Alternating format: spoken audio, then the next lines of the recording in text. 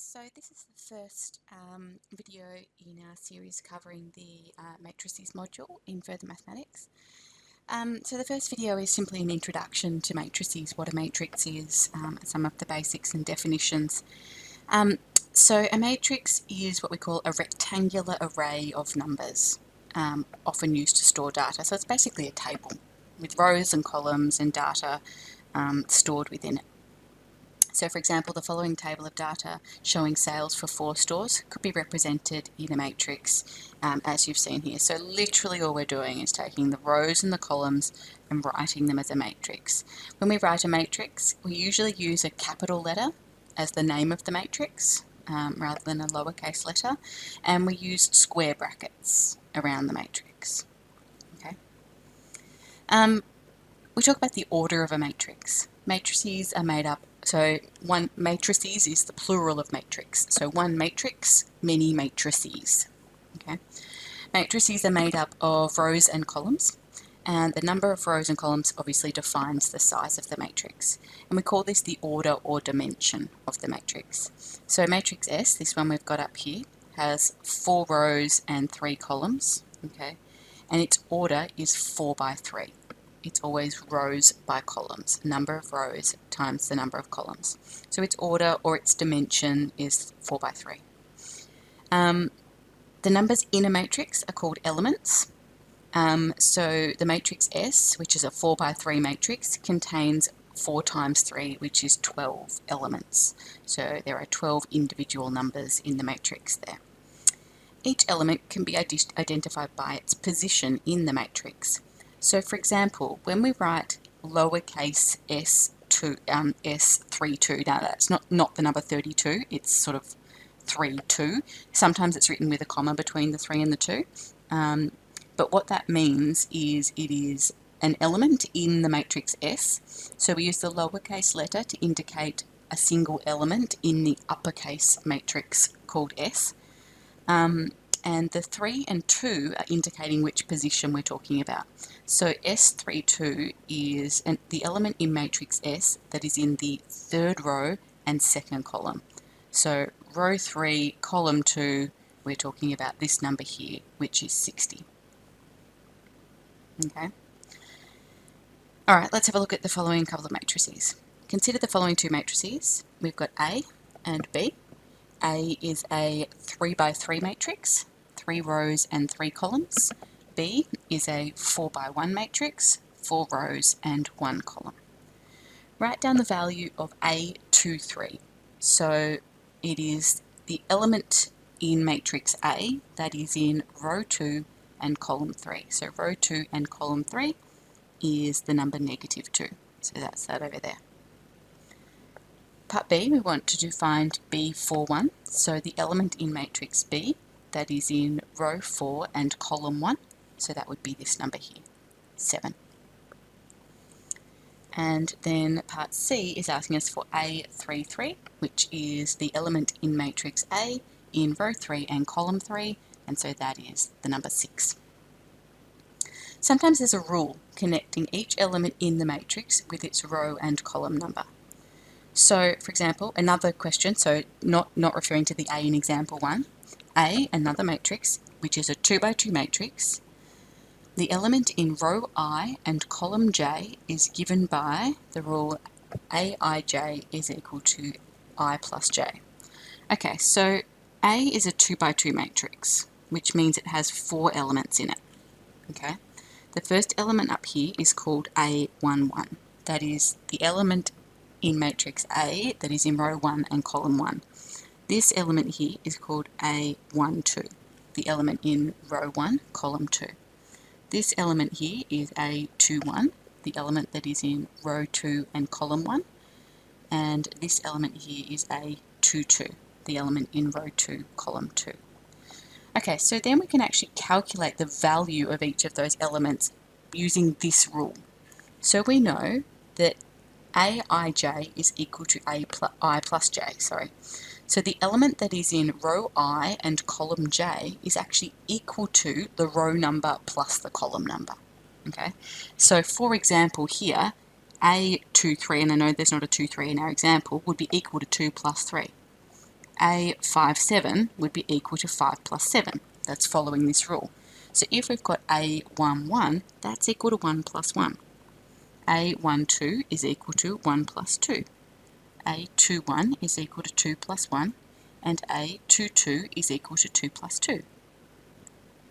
And so we can calculate those values, and you can do that all in the one step. I just wanted to be clear about where these values are coming from. That is 2, 3, 3, and 4. So that is the matrix A, which has been defined for us using a rule that's connecting the row numbers with the column numbers. Okay, so entering a matrix with our CAS.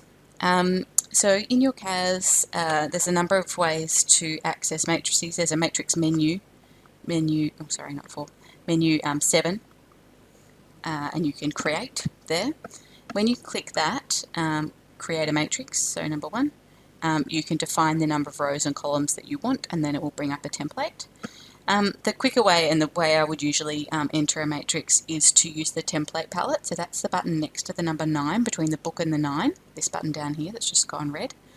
And there are 4 templates for matrices, and they're highlighted here in your notes, and they are here 1, 2, 3, 4. I'm highlighting over on your CAS.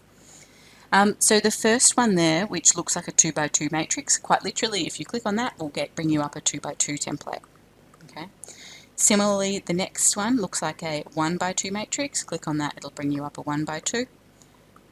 No surprises then that the one that looks like a 2 by 1 will bring you up a 2 by 1 matrix. And then the fourth option, this one that looks like a 3 by 3 matrix, won't actually bring you up a 3 by 3 matrix. This allows you to choose your own dimensions. Okay. So you decide how big you want your matrix to be. It's up to you. I don't know, let's do a 2 by 3 matrix, and then you simply just type your numbers into the cells. You can use the arrows to move between the cells, or you can use tab to move between the cells, either way. Oops, sorry, that should have been a minus something, not just a minus.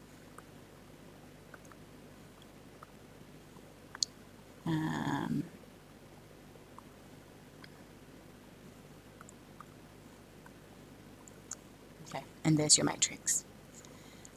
There's some instructions there in that box about how you might store a matrix. We won't really be doing that complex things that you need to bother storing the matrix as something. If you do want to store it, you can literally use store, which is control var, and then you can give it a name. What I would actively discourage you, and I know I discouraged the same thing when we did data analysis, and still many of you continued to name your columns of data using single letters. It's really problematic, and it's the same with matrices, okay?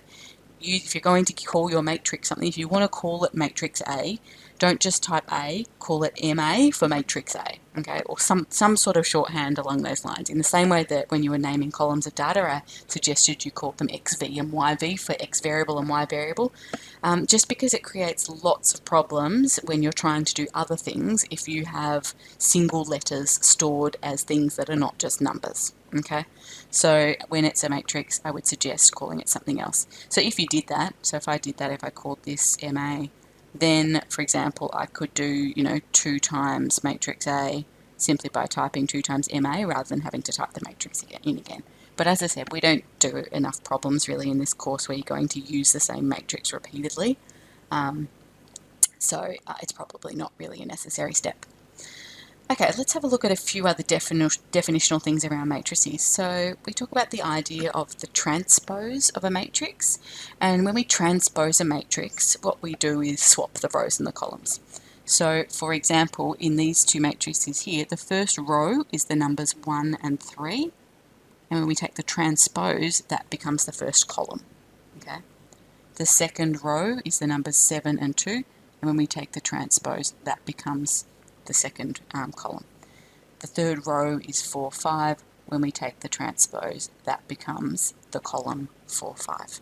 Okay, so it's simply flipping the matrix around if you like, but it's not really mirroring it because it's not a symmetric matrix, so we call it the transpose. The notation, if this is matrix D, The transpose of matrix D is D sort of to the power of T, for want of a better word, so a little capital T up in the superscript.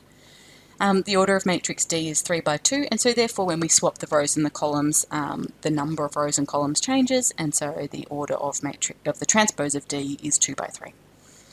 Write down the transpose of A. So A is a 2 by 3 matrix, which means that the transpose of A is going to be, so I might draw it over here so I've got a bit more space. The transpose of A will be a 3 by 2 matrix. Okay. So the first row here is going to become the first column, 1, 4, 7.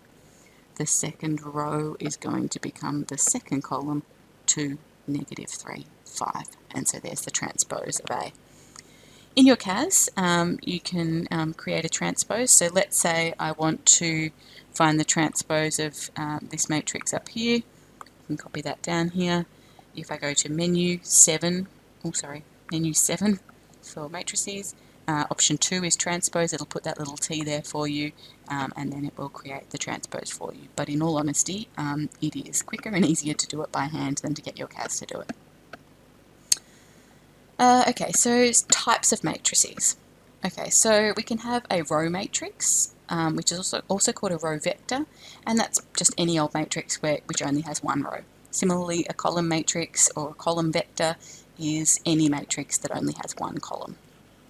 Square matrices, pretty self-explanatory. They must be square, 2 by 2, 3 by 3, 4 by 4, 5 by 5, etc.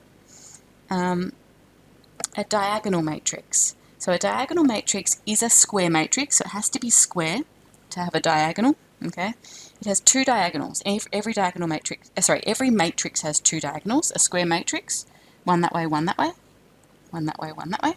Okay, so there are two diagonals. The diagonal that slopes downwards from the left to right, this one here, that's what we call the leading diagonal. That's sort of important in a number of things. It has certain impact. So that's the leading diagonal. And a diagonal matrix is one in which all the elements are 0 except the elements in the leading diagonal. So you'll see here C and D are not diagonal matrices, they're just square matrices. E is a diagonal matrix, it only has numbers in the leading diagonal.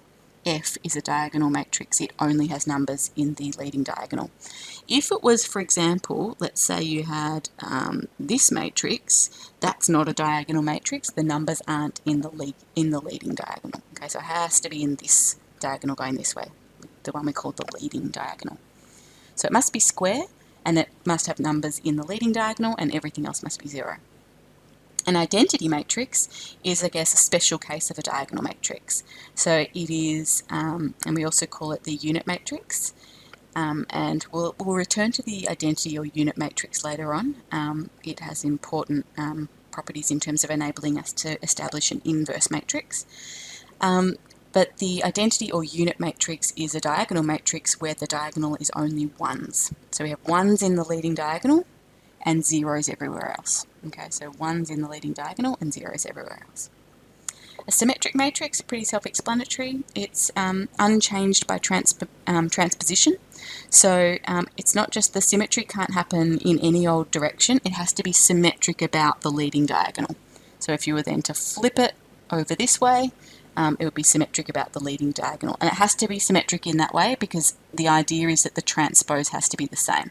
So if you took the transpose of this matrix, 5, that row becomes that column, that row becomes this column, and actually we've still got the same matrix. Whereas if it was symmetric through the other diagonal, when you took the transpose, you wouldn't have the same thing. So you ignore, it doesn't matter what's in the leading diagonal, it has to be symmetric either side of that. Again, here it doesn't matter what's in the leading diagonal, but this has to be symmetric with this. So if you were to fold that over, you should get the same thing. Okay, so G and H are both symmetric matrices. A triangular matrix is one in which there are numbers only in either the upper or lower triangle. So again, being defined by the leading diagonal. So we've got numbers in the leading diagonal here, and then we only have numbers in the triangle above that. That's an upper triangular matrix. Here again we have numbers in the leading diagonal, but we only have numbers in the triangle below that. That's a lower triangular matrix. Okay, so just some names of common sort of matrices that we see. Alright, so let's finish off with an example. For each of the following matrices, we want to do 4 things. We want to give the order, we want to classify the matrix if it fits into one of these classifications. So if we can call it any of these things, we want to call it that thing. Not all matrices fit into those categories, obviously, so it might be none of those. We want to state the element in the 2-1 position, so row 2, column 1. And we want to give the position of the number 3 in this form we're familiar with for elements in our matrices. Okay, so let's work through each of them. So part A, part I is to give the order. This is clearly a 3 by 3 matrix. It has 3 rows and 3 columns. We want to classify the matrix as being if it fits any of the classifications, and this is indeed a diagonal matrix. We have numbers only in the leading diagonal, so it is a diagonal matrix. We want to state the element in the 2-1 position, so in this case that will be called A21. It's the element in matrix A in row 2, column 1. Row 2, column 1 is a 0 in this case.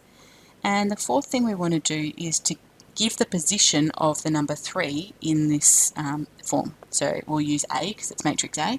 So the number 3 here is up here, so A11 is equal to 3. Okay, part B, let's do the same things. So part B, first thing we want to do is give the order. It has 3 rows and 1 column. It's a 3 by 1 matrix. It only has 1 column, so it's what we would call a column matrix or a column vector. We want to state the element that's in position 2-1, so this time it's matrix B, so we'll be calling that B21. And B21, row 2, column 1, is the number 3. And so therefore we've already answered part 4 as well. B21 is the number 3. Okay, part C.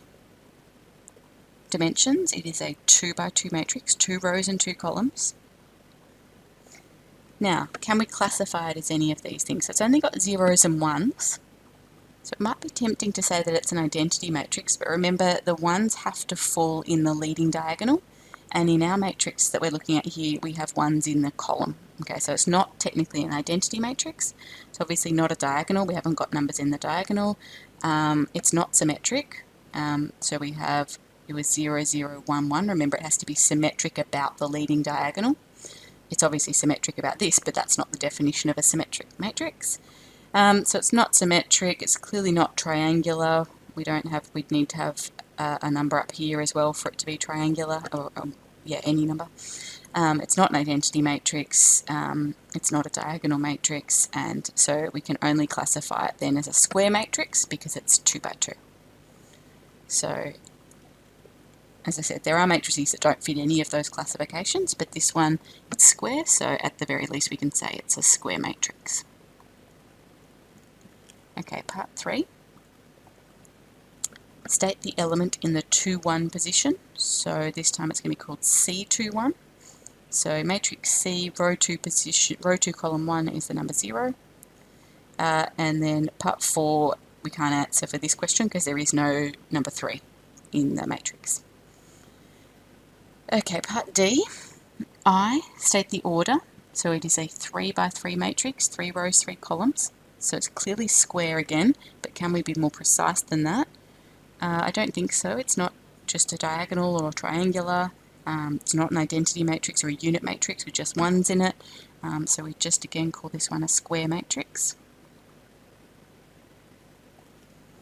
Part 3, we want to state the element in position 2-1, so this time it'll be D21.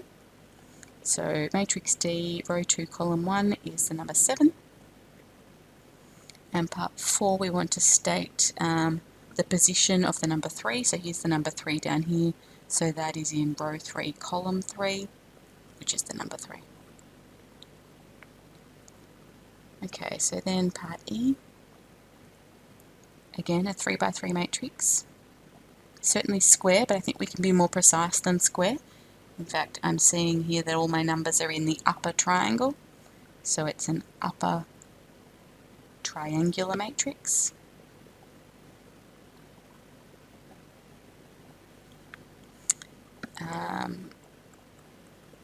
Okay, so then we want matrix E position 2, 1. So row 2, column 1, again is 0 in this instance. And we want to know what position is the number 3 in, so there's the number 3 there. So it is in row 1, column 3. Okay, so an introduction to matrices, some definitions, and terminology around matrices. So exercise 11A is the work for today.